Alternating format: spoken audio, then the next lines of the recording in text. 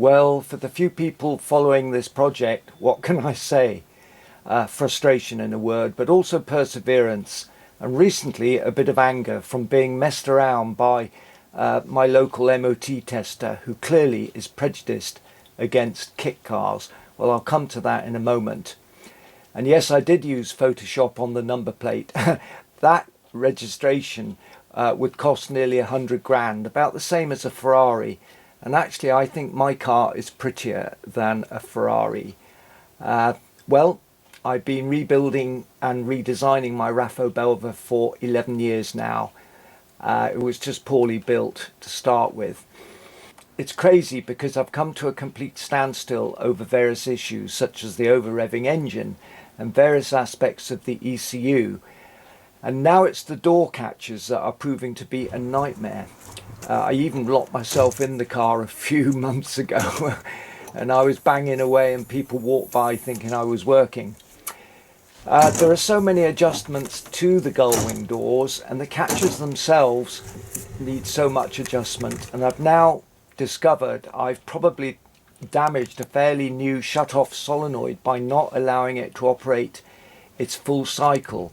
You see, there's so much detailed expertise when you build a car, and really my main strength is in the aesthetics, you know, the styling, the headlamps that I've redesigned, the bodywork that I'm improving, and of course the interior with the sculpted plywood dashboard.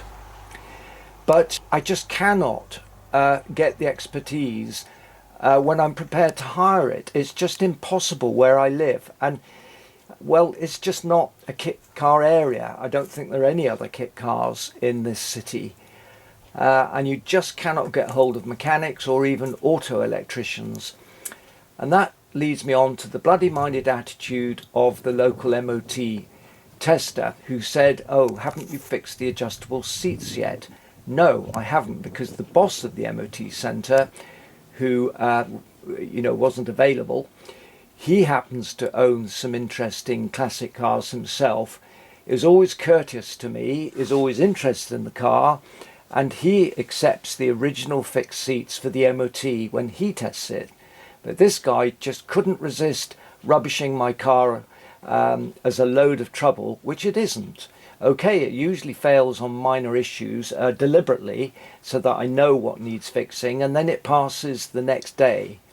Well, I'm not going to mention the garage here because, as I say, the boss, who I believe is retiring, has a totally different attitude. But I don't think this is right, and I have complained to the DVSA because surely there is just one set of rules relating to a vehicle.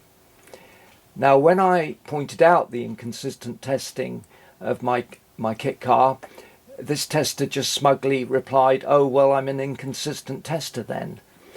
Well, I had to leave before I blew a gasket. Okay, so I got in touch with my fireman mate who also does repairs on my motorbikes. He has a small garage and he takes them for MOT to another centre. So he came and visited me and we went through a list of the specific requirements for the MOT. And so I'll now sort these things out and take it to that centre. I think the truth is the MOT tester that I went to twisted the regulations to suit his own prejudice against a car that's slightly different to convention, but more than that, probably prejudiced against a person who dares to be different. It's really worrying in society. The conformity gets worse and worse.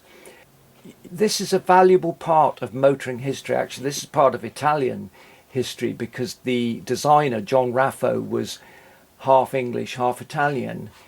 Over the past 11 years, I've had a few young people helping me, you know, basically keeping me company and getting into bits that at my age, you know, I was getting backache.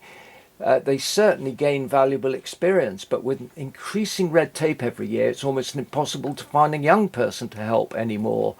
I mean, this is crazy because a lot of young people are being deprived of developing practical skills that could lead on to employment. However, I've done my grumpy grumpy man bit. I will persevere.